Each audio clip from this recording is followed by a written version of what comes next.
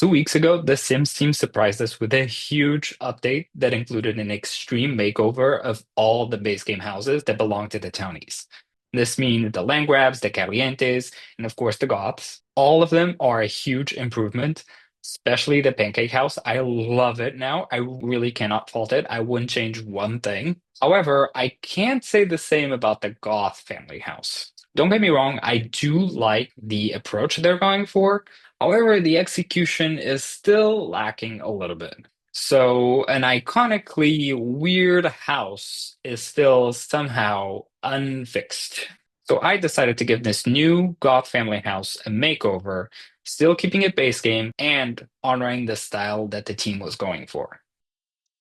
So, I'm going to start off by explaining the issues I have with the exterior of this house. First off, it's the choice of the spandrels, the columns, and the fencing.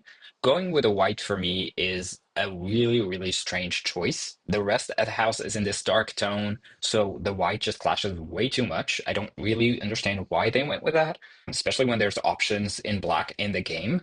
Maybe they were trying really hard to not go for the exact same thing they had in the previous version, but in this case, to me, it just made it worse and it might as well have some similarities to the past build. Second is the choice of the fencing around. Mixing these two fences for me is also really strange. Maybe if this was in a bigger lot or if they added some bushes on the inside of the fencing, it would have looked better, but like this, it's just too much information, especially in the front of the house. Over here to the side, you have this porch, which I don't really understand. It's one tile wide and there's not even a door into it, so it's purely decorative. Why? I don't know, but they decided to add it for some reason. Over here in the back, I can show you a bit better. I don't like the frieze that they added around the roof. To me, when I see these pieces together, this being so high, it seemed like they were going for a seamless roof from the third floor all the way up. But because of the frieze, that just completely destroys that idea and the illusion of one piece roof. So I don't get why they would do that, but that's the way they went. Another detail that I really don't like is the windows. Now, from the exterior, they all look black. Sure. But because this is a Sims 4, if you check, this one's white on the inside, this one's white on the inside, and so is this one. However, this one, black, and these are black as well as the doors. So there's a mix mash of the colors of the windows when you're inside the house. I know that this is sort of an issue of the game when they honestly are the ones in power to change it, but they are definitely in charge of the choices that they had to make for the build. And the mix mash of colors, just it's a big no-no. It's like in real life when you have different color bulbs in your lights, and so it's just a cold light and then a warm light side by side. No, that just triggers me way too much. And then finally, we have the saddest backyard in the history of backyards. For some reason, they decided to give us this small patio with one fountain and then a tiny graveyard. I do appreciate them including it because it's part of the lore of the old Goth houses, but with the mixed fencing and in this size, it just looks strange. And then we just have a couple of bushes, some rocks, and a very prominent trash can and nothing else. So I don't really understand what they were going for. This is not nearly as fancy or as glamorous as I would have expected from the Goth family and a house of this value, because let's be honest, this lot is not cheap. So yeah, major issues with that. Moving on to the interior, when you walk in, you have this huge hall. To the left, you have the living room. In the back, you have the kitchen. And then to the right, you have the dining room. Now, you might notice there's something weird with this floor. There's no bathroom. Why they made this choice, I have no idea. Sims take forever to go up a flight of stairs, so having to have them do that just to use the toilet is going to waste so much time. And I don't understand the choice, especially because they could have just added a small bathroom over here in this corner. Even if it was just a toilet and a sink, it would have made for a way better layout and a much more usable house. Then over here in the kitchen, we go to another odd choice. So they decided to give us three counters, and that's it, in this huge empty kitchen. Even some cabinets over here on this side would have made a difference, but no, we just have furniture on this side, a rug, a trash can, and then a huge empty space. This is not a kitchen that fits a fancy house, and this is not a kitchen that fits the Goth family. The previous kitchen was pretty strange, but at least it had more stuff on it. So somehow this is a downgrade. Also over here, you can appreciate what I was talking about in terms of the mix of the colors. So we have a white window and then a black door. The rest of this floor, I don't really have an issue with, aside from the fact that I think the rooms are way too big for the furniture that they have. I do like the choices of furniture that they gave us. I like the style. However, it still looks empty because the rooms are way too big. There's nothing wrong. There's plenty of stuff around, and this is more than enough for one living room. But because it's so big, it looks empty. And same thing happens here in the dining room. There's just a small table with four chairs, which is fine. There are only four in the house, but then the room is way bigger, so just give us a bigger table, more chairs, and it won't look so weird and lonely. Moving on to the first floor, when you go up the steps, you have this huge hallway over here that is, again, basically empty and doesn't really serve much of a purpose. There's just a couple of night statues, access to the rooms, and this bathroom. We have Cassandra's room over here, and we have Alexander's room over here. Thank God the poor kid is out of the tower. He's not Rapunzel anymore. But again, rooms are huge with not a lot of furniture in it. Smaller would have made the house look better. And then upstairs, we have, again, a huge empty hallway. We have this very, very dark office, I guess, and a little storage space, which I guess they just didn't have any ideas what to do with this. And then over here to this whole side, you have Mortimer and Bella's room and their ensuite. Again, I like the idea of what they were going for, sort of a primary suite couples retreat feeling, but it's pretty empty and kind of weird. First of all, you have the bed against this wall, which has the window on this side, so you just have a hole behind the bed, and they could have placed the bed with the back facing this way, and it wouldn't have this weird issue. Then you have this space over here, which almost looks like they were going for a dressing area, but there's no mirror. There's just this tiny wardrobe over here, and then you have a bunch of hanging clothes over here. So is this supposed to be the walk-in closet? Is this supposed to be a walk-in closet?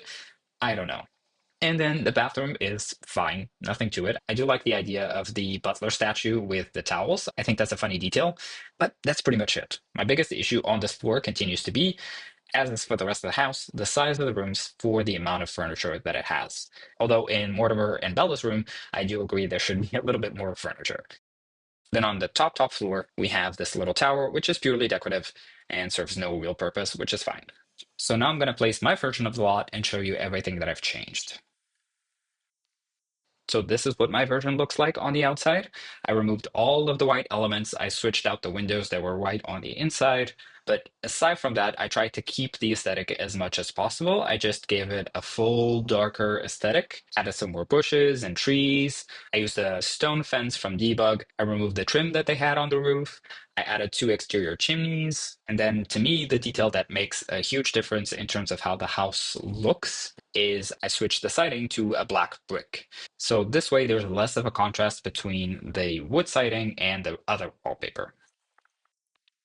I gave them a very small sort of entry garden, just with a bench and a few trees and bushes. I also separated the front yard from the backyard with this gate on the left. I just wanted to give the option to lock the left gate for anyone that is not in the household, so that this way, any Sims that come visit will always go to the front door and never to the back of the house. I did keep the idea of a little side porch, but this one is actually functional. It's 2 tile wide, and there's a second door leading to the inside as well. Over here in the back is where the biggest changes happened.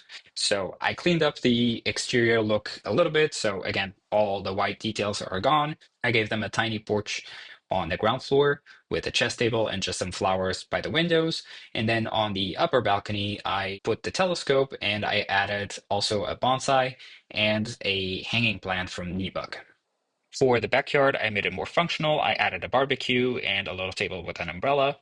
And then I still kept a fountain, but I moved it a little bit to the back and put a lot of bushes around, sort of to make it a little garden retreat, and made it fancier with some rose bushes and the two llamas as the grand entrance to that space, even though it's small. Then finally, over here, I still kept the graveyard in the same spot. I used the bush fencing so it would be a little bit more hidden away. I used a debug platform underneath the graves just to elevate it a little bit more.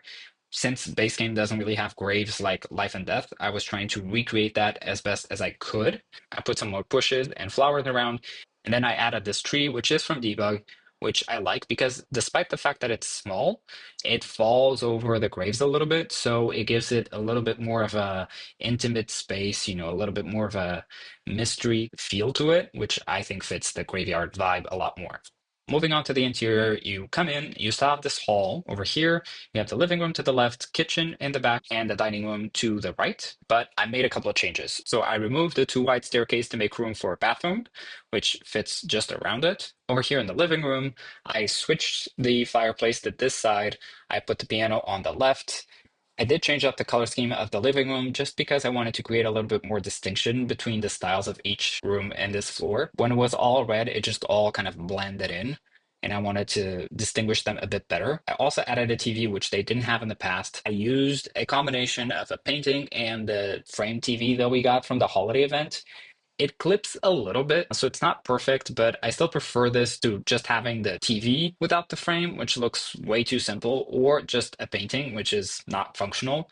So I thought this was a fair compromise given that I was just using base game. Over here on the kitchen, things have improved quite a bit. We now have plenty of counters. I kept the style of it, the same cabinet, I kept the same stove and the same fridge, but I did add a little bit more decoration. I also switched the flooring with the same reasoning as changing the color scheme in the living room. With being the same as the one in the hallway, it just blended way too much, and I wanted to separate the space a little bit more so that when the walls are down, you can still see every room and still distinguish them based on their color scheme. Then over here across the kitchen, we still have the dining room.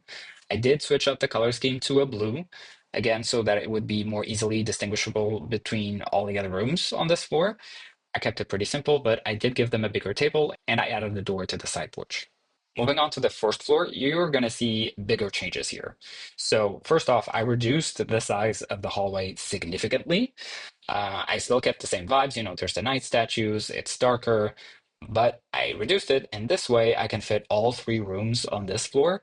The reason I did this is because I hate having very functional rooms split over more than two floors. So now all of the bedrooms are on this floor. So whenever you want to send your Sims to bed or something, all you have to do is manage two floors and that's it. Over here in the front, we still have Cassandra's room. I kept the color scheme and some of the elements that were here already. I did try to give it a little bit more personality. And to me, Cassandra has always been a bookworm. So I wanted to give her this bookcase, which has a lot of books. I added a couple of clutter over here with the books on the floor just to make it seem like she's always reading, always carrying a book somewhere. But again, I didn't go way too far with the changes. I just made the room slightly smaller and add a little detail. Over here next to Cassandra's room, we do have a bathroom now. It's kind of a weird shape, but it is very functional. You have a shower, a toilet, and a sink. And then I gave them just two robes over here. In my mind, this one's Alexander's and this is Cassandra's. Just a small little detail like this is their shared bathroom. Over here, now in a different spot, we have Alexander's room. Again, the color scheme is the same. I kept a lot of the furniture. I just added more to it. I did add a fireplace because I had added the chimney over here on this side. I just still wanted to keep it as close to what was here before, just make it slightly smaller and have more personality. Then over here is probably the biggest change, which is Mortimer and Bella's room, which obviously was not on this floor. I still kept the idea of a couple's retreat slash suite, and I kept the color scheme. I just made it look more luxurious. One of the elements that I added that I really like is this sort of dramatic bed head. There are not really any tall beds in the base game, so this way there's just a little bit more glamour and a bit more drama as well. Over here on this side, I gave them a little sitting area. I have a fireplace, two chairs, a tea set, just to give the idea that they can run away to their room and escape the kids. They still have an ensuite. I kept it simple, but they do have a bathtub and a shower. I didn't want to use the combo because the curtains have some weird colors. Finally, Bella and Mortimer also have access to this little private balcony. They have the telescope, and over here they have the bonsai. Moving on to the last floor, this is where the biggest change has happened.